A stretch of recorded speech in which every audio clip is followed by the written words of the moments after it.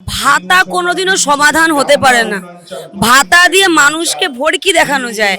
যে প্রকৃত শিক্ষিত হবে তা শিক্ষিত সমাজ কোনোদিনও এই জিনিসটা নিয়ে লড়াই করবে না। যারা মুখ্য সমাজ, যারা ভাতাতে বিশ্বাসী, তারাই শুধুমাত্র এই বিষয়টাকে নিয়ে লড়াই করবে। মুখ্যমন্ত্রী সুরক্ষা দিতে ব্যর্থ, মুখ্যমন্ত্রী নারীদের সুরক্ষা দিতে ব্যর্থ এবং সর্বোপরি আমাদের পশ্চিমবঙ্গে মেয়েরা কোথাও সুরক্ষিত নয়। বারবার বিজেপির তরফ থেকে বলা হয় যে নারী সুরক্ষায় বিজেপি রাজ্যগুলো এগিয়ে। বাংলার বুকে যদি বিজেপি আসে তাহলে কি সত্যি নারী সুরক্ষার জন্য এগিয়ে থাকবে?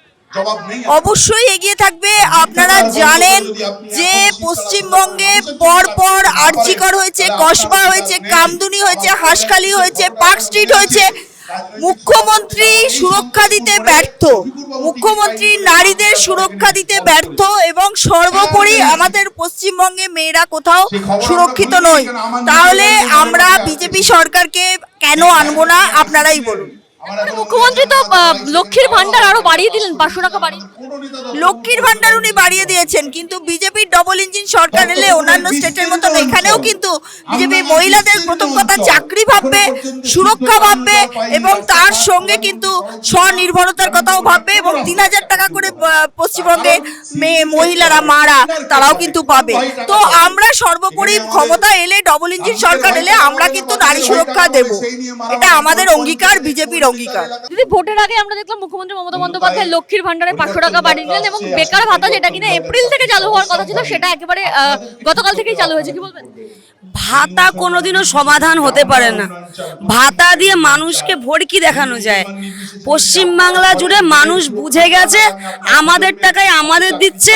রেগুলার আপনারা দেখতে পাচ্ছেন দৈনন্দিন প্রত্যেকটা জিনিসের দাম বাড়ছে। চাল থেকে, ডাল থেকে, নুন থেকে। মানুষ খাবে কি? শুধু ভাতা দিয়ে 13,000 টাকা ভাতা দিয়ে কি সবকিছু হয়ে যায়? চাকরি দরকার, শিক্ষা দরকার, স্বাস্থ্য দরকার। সব ক্ষেত্রে আমাদের মাননীয় মমতাদি সব দিক দিয়ে আমাদের অব্যাহত। আপনি বললেন জিনিসের দাম বাড়ছে, একেবারে আমরা দেখলাম গ্যাসের দাম বাড়ছে, সেই জন্য কিন্তু মুখ্যমন্ত্রীর দলের বিভিন্ন নেত্রীরা হাতা খুন্তি নিয়ে রাস্তায় নামছে। দেখুন গ্যাসের দাম কেন বাড়ছে আপনারা নিশ্চয়ই দেখেছেন।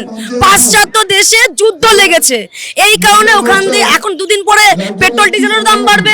হয়তো তেল পাবো কিনা সেটা জানি না আমরা।